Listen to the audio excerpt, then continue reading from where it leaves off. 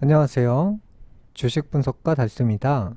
자, 금일은 2차전지 관련주와 급등 종목에 대해서 말씀드릴 건데요. 우선 에코프로 BM 같은 경우는 고점 대비 43% 하락했고요. 항상 말씀드리지만 기준점을 잡고 하락하고 반등 나오고 하락하고 반등 나오는 이 패턴으로 간다고 했죠.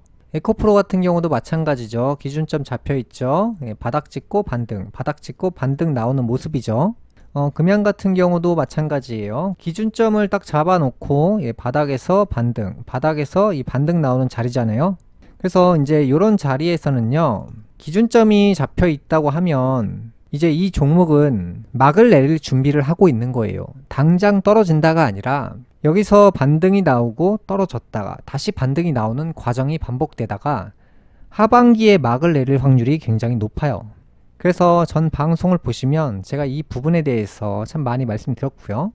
최근 미국 증시가 상황이 매우 안 좋습니다. 하반기부터는 급등 종목들이 버블이 끼고 시장이 서서히 침몰을 할 거예요.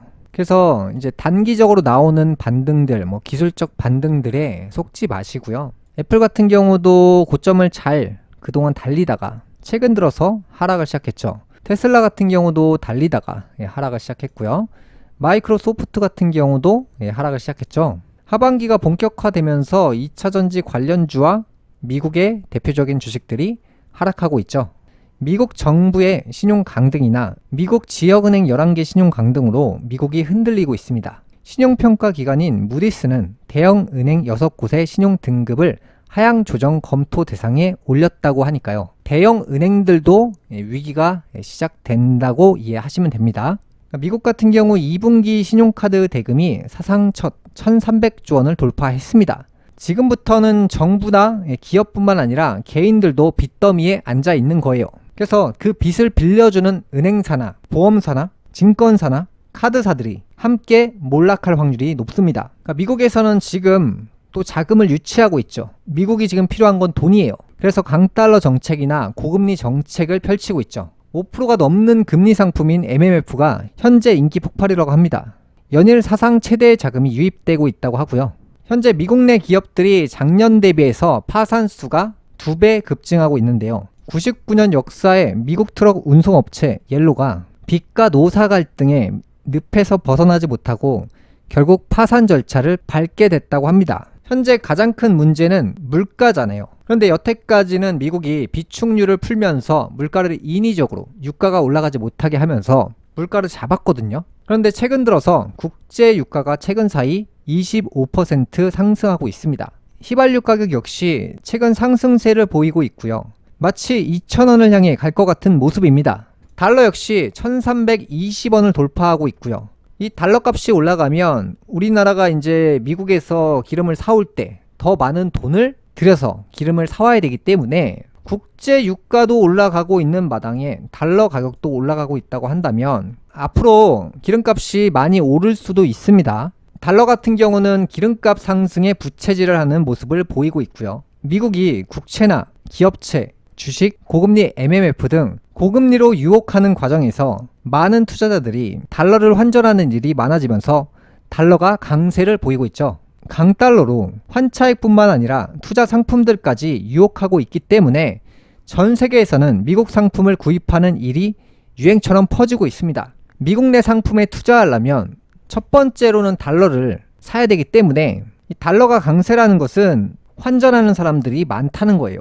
최근 소비주들이 폭등하고 있는데요. 중국인 관광객들이 몰려오고 있습니다. 중국인의 한국 단체 관광 사드 보복 후 6년 만에 완전 허용으로 관광 관련주인 소비주들이 강세를 보이고 있습니다. 화장품이나 숙박, 의류 등 강한 모습을 보이고 있고요.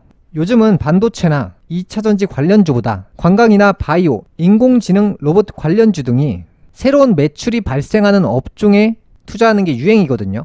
그러니까 이제 새로운 매출인 중국 관광객이나 로봇이나 바이오나 인공지능 같은 관련 회사에 투자자들이 관심을 많이 보이고 있고요. 중국 관광객 열풍이 하루 만에 끝나는 것이 아니라 당분간 지속되는 강한 이슈라고 판단됩니다. 한국 화장품 같은 경우는 현재 강세를 보이고 있고요. 호텔 신라 같은 경우도 강세를 보이고 있고요. 코리아나 같은 경우도 강세를 보이고 있습니다. 물론 추천주는 아닙니다.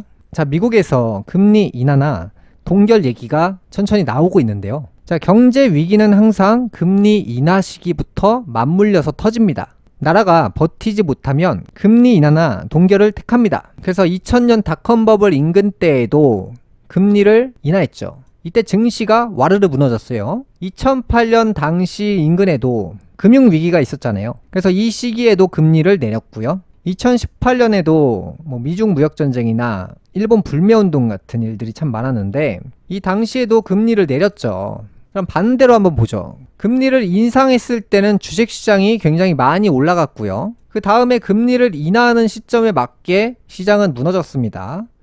그래서 올 하반기와 내년 상반기쯤에 금리 동결이나 금리 인하에 대한 얘기들이 계속 나올 거기 때문에 그러면서 실제로 금리 인하 선언을 할 거예요. 그래서 그 시기에 맞물려서 이 시장이 버티질 못할 거예요. 이 금리가 비쌀 때는요, 시장이 그래도 좀 비싸져 있어요. 지금 같은 경우도 그렇죠. 이 중에서 가장 높은 지점이 2000년 닷컴 버블이었고요. 그 다음에 현재 구간이 이제 거품이 잔뜩 껴있는 상황이에요. 그래서 이제 금리 인하 선언을 때려버리면 이제 시장이 와르르 무너질 겁니다. 경제 위기는 금리 인하 시기부터 터지기 시작해요. 그게 맞물리는 거지 금리 인하 때문에 터지는 건 아니에요. 경제 위기가 터지면서 금리 인하를 선언하거든요. 그래서 요거는 미리 몇 달 전부터 준비를 하셔야 되고요. 금리 인하를 확인하고 보면 늦어요. 그래서 시장은 먼저 움직이기 때문이죠. 그러니까 기업 파산이나 개인 파산 등 복합적 이유로 금리 인하를 결정하고요. 금리 인상 같은 경우는 주식시장이 좋아지고 경제 활성화되고 기업 매출이 증가하게 되죠. 지금과 똑같죠. 상반기 같은 경우는 최대 매출을 찍는 곳이 많았다면 하반기부터는 매출이 떨어지는 기업들이 많아진다. 그래서 이제 본격적으로 침체가 시작되는 게 하반기부터이기 때문인데요. 금리 인상이 있게 되면 일자리가 넘쳐나고 물가는 폭등하게 돼 있어요. 지금이 딱 그렇죠. 그러니까 물가가 폭등한다는 것은 화폐가 넘친다는 증거고요. 일자리가 넘친다는 것도 화폐가 넘친다는 증거예요. 화폐가 넘치니까 시장이 돈을 받아서 주가가 올라가는 거고요. 이 금리 인상 과정에서는 뭐가 있냐면 1년에서 2년 정도는 경제가 엄청 좋게 보여요. 후에는 경제가 폭망합니다. 그래서 금리 인상은 당장은 시장이 굉장히 좋게 보여요. 그게 미국이죠. 그래서 실업률이 낮다, 일자리가 넘친다, 이런 얘기들을 하는 게 금리 인상을 했을 때 나오는 전형적인 현상이에요. 그러니까 사람들은 그걸 보고 경제가 좋다라고 보는데 사실은 그게 아니라는 거예요. 1년에서 2년이 지나고 보면 마치 이런 식으로 시장이 폭락하게 돼 있어요. 그래서 금리 인하는 경제 위기를 받아들이고 항복하는 거다라고 이해하시면 됩니다. 대선 전년도 같은 경우는 그게 올해죠.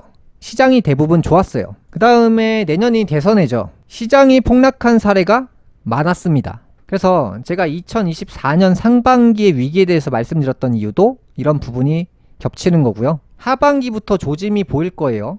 그래서 잘 지켜보시면 아시게 될 거고요. 자, 항상 이 고점이 왔을 때는 사람들이 더 올라갈 거라고 착각을 해요. 미국 증시도 그렇고 2차전지 관련주도 그래요. 근데 결국에 고점을 도달하면 주식은 반드시 떨어지게 돼 있어요. 카카오가 그랬고요. 네이버도 그랬죠. 2000년 닷컴 버블 당시에 아마존은 고점 대비 95% 하락했고요. 폭락이 오기 전에 주식시장은 도박판 현상이 벌어집니다. 인간은 탐욕을 경험하고 도박을 하면서 매출이나 호재 뉴스 때문에 장기 투자를 결정하죠. 그게 바로 2차전지 관련주입니다. 주식은 뉴스로 가는 게 아니에요. 오로지 화폐의 매수세로 가는 거예요.